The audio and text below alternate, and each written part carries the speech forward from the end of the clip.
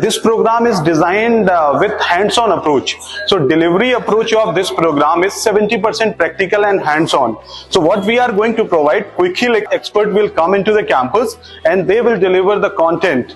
They will deliver the hands-on approach what actually industry is looking. The teaching is not traditionally oriented as we are going for with a theoretical approach. It is a complete hands-on training delivered by the industry expert and for generating industry expert student.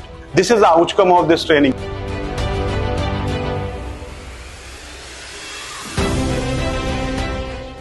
Our motive to create student as a cyber warrior which can protect digital infrastructure, and this particular program is more focused on the red teaming part, blue teaming part, security auditing, blockchain.